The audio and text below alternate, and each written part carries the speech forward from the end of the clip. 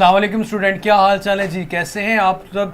तो मेरा बेटा थोड़ी सी एक्सट्रीमली सॉरी, थोड़ा लेट हो गए, थोड़े से टेक्निकल इशू की वजह से। अगेन अभी आप लोगों के सामने जादू होगा और उसके बाद क्लास स्टार्ट करते हैं मेरा बेटा हम लोग। जी मेरा बेटा, तो जैसे कि आप लोगों को बता दिया कि एक्सट्रीमली सॉरी, आज आपको काफ़ी ज़्यादा ही वेट करना पड़ा। तो मैंने सोचा कि यार क्लास एटलीस्ट थोड़ी बहुत हो जाए सही हमारी, कि पूरी क्लास का टाइम वेस्ट ना हो। तो मैं आपके लोगों के कमेंट्स हैं वो देख रहा हूँ, आप लोगों को वेट करना पड़ा, अगेन एक्सट्रीमली सॉरी। तो सबसे पहले मेरा बेटा पेज नंबर आप लोग 81 पे आ जाएं। पेज नंबर 81 पे जो MCQs गिवन है, मल्टीपल चॉइस क्वेश्चंस जो आपके सामने हैं, उनकी मेरा बेटा बात करते हैं। तो आपके सामने मेरा बेटा पहला जो सवाल रखा गया है वो ये है, Newton first law of motion, Newton's first law of motion is valid only in the absence of. Newton first law of motion की जब भी मेरा बेटा हम क्लास, ये डिसेबल्ड बाय द टीचर जरा देना, क्या आ रहा है ऊपर कमेंट करना जरा, किसका, तो उस्मान का कमेंट है, किसका है ऊपर ऊपर ऊपर, student chat has been temporary disabled by the teacher. अच्छा मेरा बेटा, उसके बाद अगेन मेरे बच्चे पेज नंबर 81 पे मैं MCQs की बात करने लगा था। फर्स्ट लॉ ऑफ मोशन की बात जब की जाती है मेरा बेटा, वो in the absence of net force की जाती है, in the absence of net force. तो मेरा बेटा हमारे पास जो पहले क्वेश्चन का, मल्टीपल चॉइस क्वेश्चन का आंसर बनता है वो बी है, in the absence of net force. मेरा बेटा प्लीज अपनी फिलॉसफी जाननी बंद कर दें, आप लोगों की जो मीम्स है वो मुझे मिलती रहती है, इसलिए मेरा बेटा आप लोगों को बड़े अच्छे से ये चीज पता होनी चाहिए, when the class has started तो जस्ट शट अप। अपने कमेंट्स में किसी किस्म की कोई बात नहीं करनी आप लोगों ने मेरा बेटा, आप लोगों ने कोशिश करनी है कि जो लेक्चर हो रहा है पहले उसको सुन ले। उसके बाद सेकेंड MCQs की मेरा बेटा बात करने लगा। आपके सारे सवालात के जवाब at the end of the lecture दे दिए जाएंगे कि पेड क्लासेस का क्या मतलब है, वो क्या है, ये क्या है। मेरा बेटा प्लीज आइंस्टाइन बनने की जरूरत नहीं, ये टीवी शो नहीं चल रहा जहां पे आप लोगों ने ये बहस करनी होती है। प्लीज मेरा बेटा थोड़ा सा अकल कर लिए, just because of you people ये हमें पेड करना पड़ रहा है कि यहाँ पे कुछ ऐसे हजरात मौजूद हैं जो सिर्फ और सिर्फ टाइम वेस्ट कर रहे हैं। उसके बाद मेरा बेटा inertia depends upon, second one, तो इसका आंसर है मेरा बेटा mass. Inertia depends upon mass, आपका सी ऑप्शन बन रहा है, सेकंड का करेक्ट आंसर सी मेरे बेटा आप लोगों के सामने बन रहा है।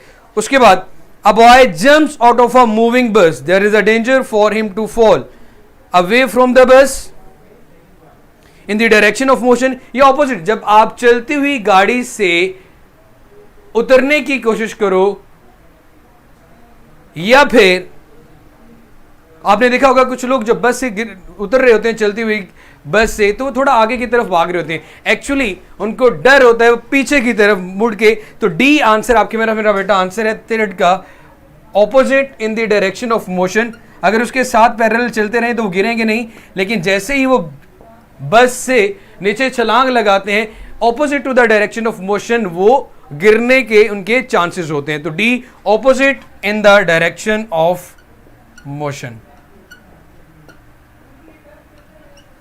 ये हमारे पास थर्ड का आंसर आ गया मेरा बेटा, और ये है आपके पास डी। उसके सामने नेक्स्ट क्वेश्चन बड़ा इंपॉर्टेंट है और बहुत से लोग इसका बड़ा बड़ा अजीब आंसर लिखते हैं। द स्ट्रिंग, एक रस्सी, स्ट्रेच, उसको खींचा गया है by two equal and opposite forces 10 Newton each. एक रस्सी जिसको स्ट्रेच किया गया है, नीचे की तरफ फोर्स भी 10 न्यूटन लग रही है और ऊपर की तरफ फोर्स भी 10 न्यूटन लग रही है। लाइक यहाँ पे कोई ना कोई वेट अटैच है। वो पूछ रहे हैं टेंशन है मेरा बेटा, आपको पता है वर्टिकली डाउनवर्ड एक्ट करती है, वर्टिकली अपवर्ड टी, और जब आपके पास टी भी 10 न्यूटन है और वेट की वैल्यू भी 10 न्यूटन है, आपसे ये चीज पूछी गई है कि tension in the string is क्या होगी। तो बहुत से लोग ये सोचते हैं कि दोनों फोर्सेस दूसरे के इफेक्ट को कैंसिल आउट कर रहे हैं। तो जी फोर्स, वो टोटल फोर्स नहीं पूछ रहा, वो आपसे पूछ रहे टेंशन इन द स्ट्रिंग क्या होगी। So tension in the string is, आप लोगों के पास मेरा बेटा जो आती है वो 10 न्यूटन है। टेंशन इन द स्ट्रिंग आपके पास मेरा बेटा क्या आ गई, 10 न्यूटन। तो फोर्थ का आंसर आपके पास सी बनता है 10 न्यूटन मेरी जान। तो नेक्स्ट क्वेश्चन आप लोगों के पास, the mass of a body decrease when accelerated, increase when accelerated. तो मेरा बेटा एक चीज याद रखिएगा, एक्सेलरेशन के ऊपर कोई भी चीज डिपेंड नहीं करती। जी मेरा बेटा, नेक्स्ट क्वेश्चन की तरफ बात करते हैं कि अगर आपके पास मास एक्सेलरेशन डायरेक्टली प्रोपोर्शनल फोर्स होता है और इनवर्सली प्रोपोर्शनल मैस होता है। एक्सेलरेशन के कम या ज्यादा होने से मैस में कोई फर्क नहीं पड़ता मेरा बेटा, ये चीज हमेशा याद रखिएगा। Mass always remain constant. Question हमारे से पूछा गया है, the mass of a body decrease when accelerated, increase when accelerated, decrease when moving with high velocity. तो इसका आंसर आएगा D, none of the above. Object के मूव करने से विद स्लो या हाई स्पीड आपके पास मेरा बेटा उसके मैस पे कोई फर्क नहीं पड़ता। तो फिफ्थ का जो आंसर मेरे बच्चे बनता है वो डी बनता है। उसके बाद आप लोगों के सामने है two bodies of mass m1 m2 attached to an extensible string vertically. तो पूछी गई है एक्सेलरेशन ऑफ द बॉडीज, जब दो बॉडीज आप लोगों के पास एक स्ट्रिंग के ऊपर, एक पुली के ऊपर वर्टिकली हो। तो ये केस हम लोग पढ़ चुके हैं मेरा बेटा टेंशन एंड एक्सेलरेशन वाले टॉपिक में। तो मेरे बच्चे आपके सामने जो आंसर आएगा एक्सेलरेशन का, tension and acceleration in a string, हमने एक्सेलरेशन की वैल्यू बतानी है। ये आपके पास पेज नंबर 65 पे गिवन है, m1 minus m2 divided by m1 plus m2 into g। तो b is the best option for 6 का आंसर मेरे पास मेरा बेटा b बनता है, m1 minus m2 divided by m1 plus m2 into जी।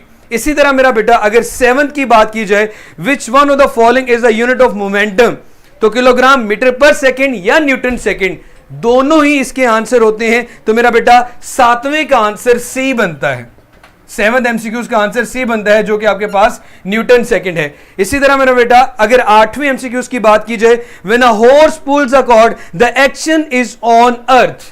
ये चीज याद रखिएगा, बहुत से लोग इसको गलत कर देते हैं। तो इसका आंसर आपके पास अर्थ है और अर्थ मेरे पास मेरा बेटा बी बन रहा है, अर्थ। अब मैं लास्ट एमसीक्यूज की बात करता हूं, आपके पास 8वां एमसीक्यूज, उसकी बात करेंगे मेरा बेटा।